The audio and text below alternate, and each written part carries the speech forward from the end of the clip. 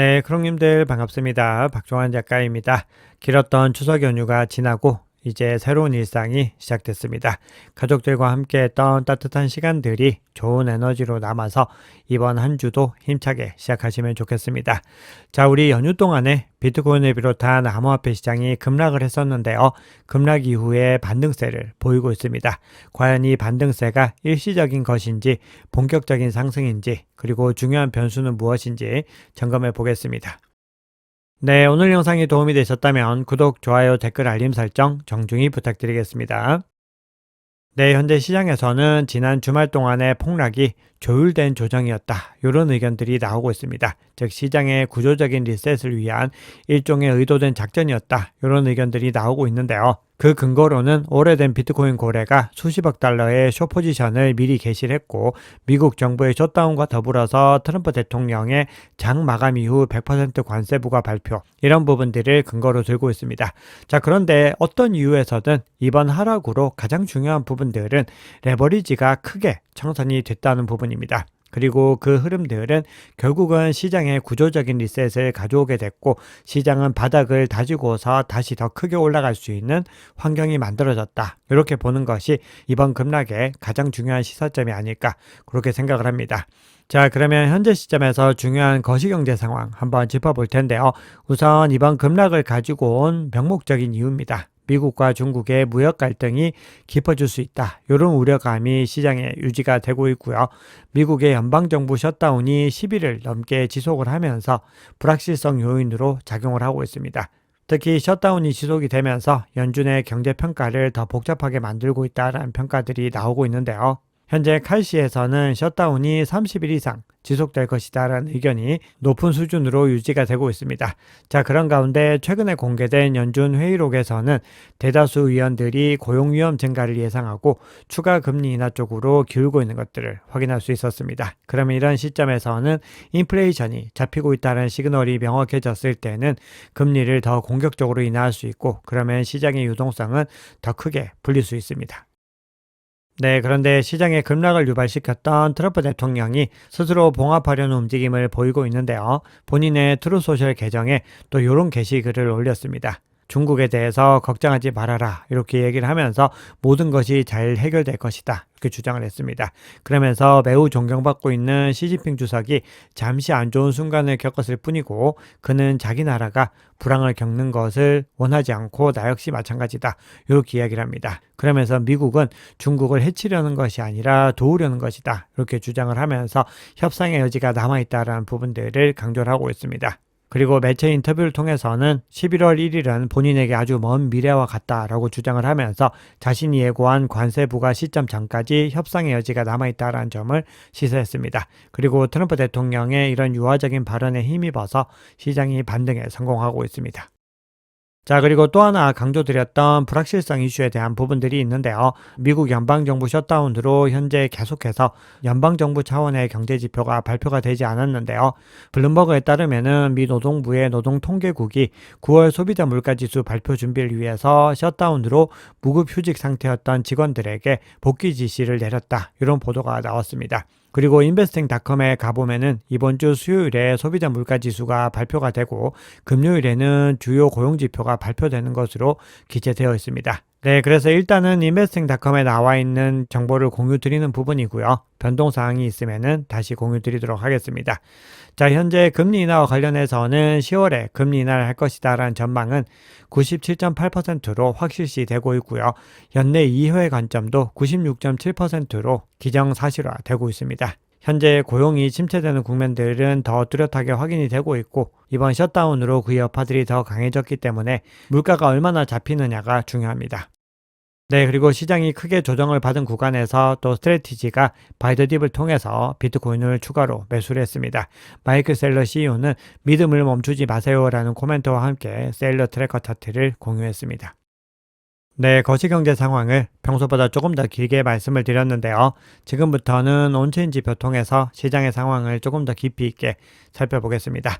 네, 앞서 말씀드렸듯이 시장의 급락을 일으킨 명목적인 요인은 트럼프 대통령의 발언이었습니다. 그런데 시장에 직접적인 타격을 준 것은 결국은 레버리지가 붕괴됐기 때문이죠. 비트코인 가격이 급락하던 시점에서 미결제 약정 한번 살펴보시면은 475억 달러에서 333억 달러로 무려 140억 달러가, 즉 천문학적인 자본이 순식간에 증발한 것을 확인할 수 있습니다. 그리고 주말이 마무리되는 시점에서 일정 부분 회복세가 나타나고 있는데요. 현재 7시간 동안에 20억 달러가 다시 증가하면서 투심이 조금씩 살아나는 국면을 보이고 있습니다. 그런데 중요한 변곡점을 완전히 회복하지는 못했기 때문에 오늘 미 증시 상황까지 살펴보시면서 조금 더 긴 안목으로 시장을 살펴보셔야 됩니다. 비트코인의 수익 손실 비율 한번 살펴봤을 때는 아직까지는 약세 국면에 있는 것을 확인할 수 있는데요. 비트코인이 새로운 사상 최고가를 기록한 뒤에 이 지표가 강세 국면에 진입을 했고 플러스 3 수준에 머물렀는데요. 현재는 이 지표가 크게 급락하는 움직임을 보이면서 바닥에 가까운 구간까지 내려갔다가 서서히 반등을 하고 있습니다. 그런데 아직까지는 이 지표상으로 강세 복귀 신호가 포착이 되지 않았고 약세 국면에 머물고 있습니다. 향후 일주일 동안에 플러스 1 이상을 다시 회복할 수 있는지 여부가 중요합니다. 자, 그런데 뒤에서 비슷한 지표를 하나 더 말씀을 드릴 텐데요. 지금 소개해드린 이 지표는 최근에 생성된 블록 안의 UTXO들 중에서 이익 손실 상태로 이동한 비율을 보여주는 지표이기 때문에 단기 실현 흐름 지표로 볼 수 있습니다. 그런데 장기 지표로 한번 살펴봤을 때는 시장이 여전히 강세 국면을 이어가고 있는 것을 확인할 수 있습니다. 네, 그런데 단기적인 쇼크를 차치하더라도 장기 보유자 관점에서 봤을 때도 지속적인 매도가 일어나고 있었습니다. 지난 30일 동안에 24만 BTC를 매도를 했고 이번 매도는 2025년 1월 이후로는 최대 규모의 매도량으로 기록이 됐습니다. 자, 이렇게 시장이 아직까지는 약세 국면에 있는 시그널들을 살펴봤는데요. 지금부터는 우리가 좀 긍정적으로 시장을 바라볼 수 있는 지표들을 살펴볼 텐데요. 가장 고무적으로 살펴볼 수 있는 지표가 미국의 기관발 수요를 확인할 수 있는 코인베이스 프리미엄 지표입니다.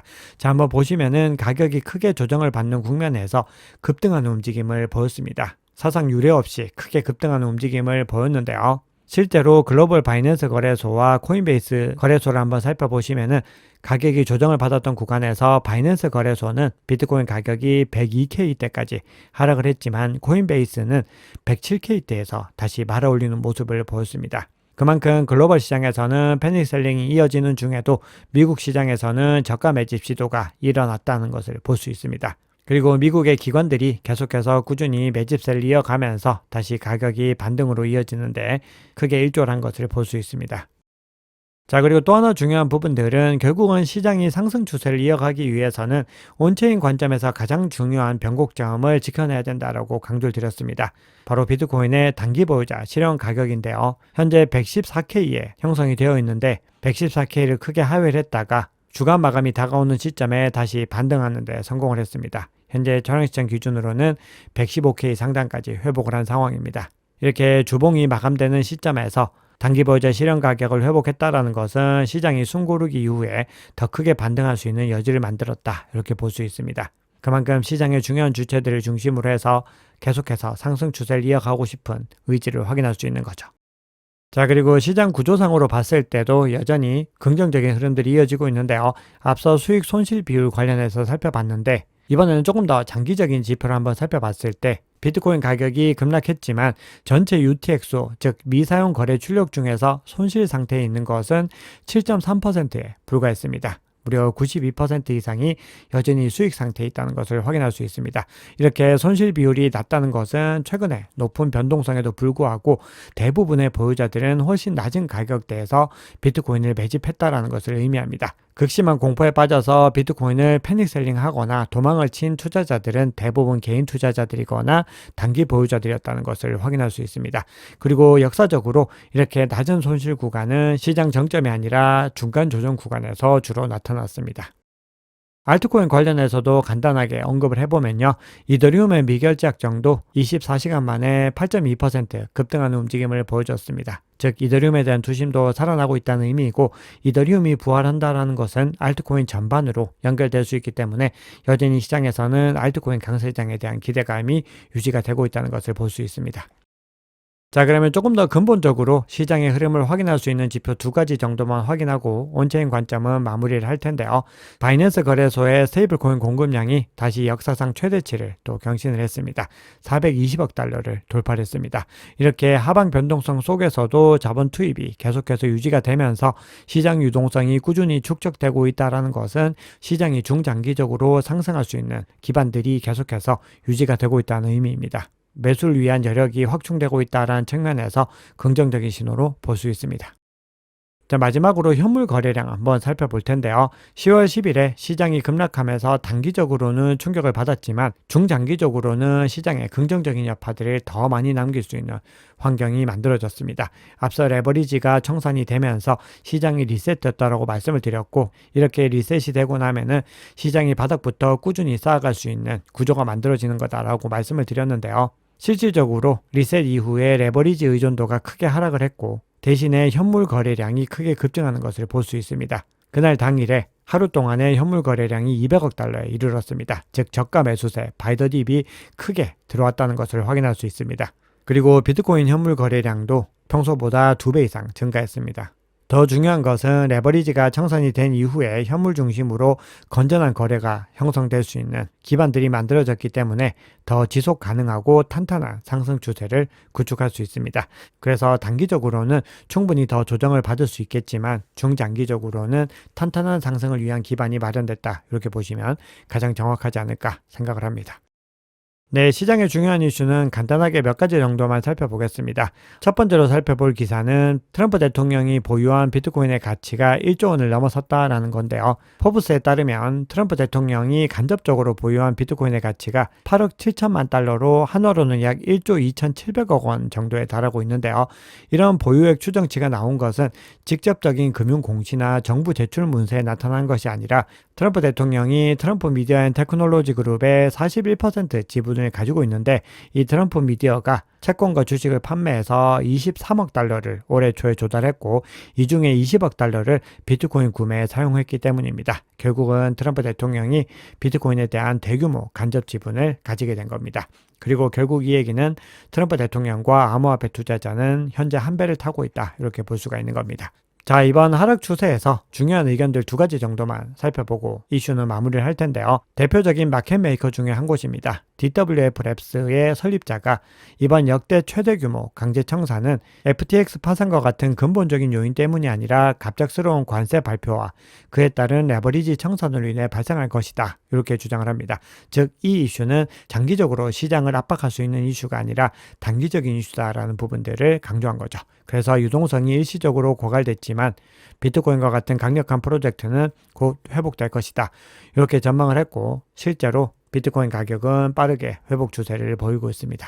네, 유명한 매크로 투자자이자 리얼비전의 최고 경영자이죠. 라울 팔도 본인의 엑스를 통해서 최근 사태는 레버리지를 사용하지 않았다면 소음일 뿐이다, 이렇게 얘기를 하면서 장기 보유자로서 물어봐야 할 가장 중요한 질문은 내일이 오늘보다 더 디지털화 될까, 그리고 유동성과 경기 사이클의 정점에 도달했는가, 이 두 가지 질문뿐이다, 이렇게 얘기를 합니다. 만약에 이 질문에 대한 답이 예라고 나온다면은 최근 사태는 소음이고 계속해서 바닥에서 매수해 나가라, 이렇게 주장을 합니다.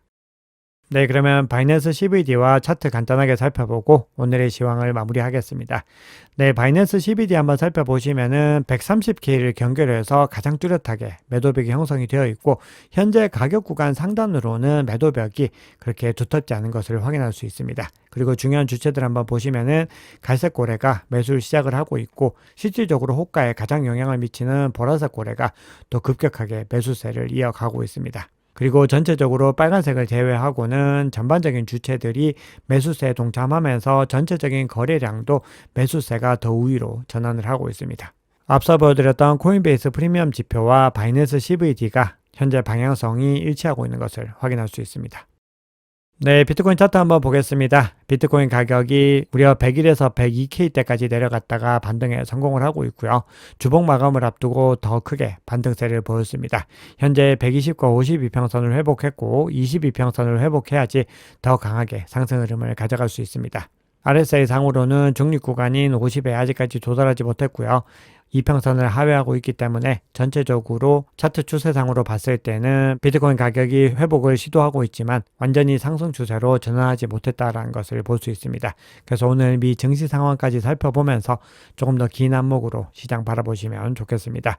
현재 숏포지션과 롱포지션 추이를 청산 히트맵 상으로 살펴봤을 때 숏포지션 대비로 롱포지션이 더 뚜렷하게 밀집이 되고 있고요. 현재 110.9K에 크게 밀집된 흐름들이 포착이 되기 때문에 시장이 본격적으로 회복되기 전에 이 구간들을 또 청산할 가능성도 염두에 두고서 대응 전략을 이어가셔야 됩니다. 네, 오늘 준비한 얘기는 여기까지입니다. 여러분 오늘 영상이 도움이 되셨다면 구독, 좋아요, 댓글, 알림 설정 정중히 부탁드리겠습니다. 지금까지 박 작가였습니다. 감사합니다.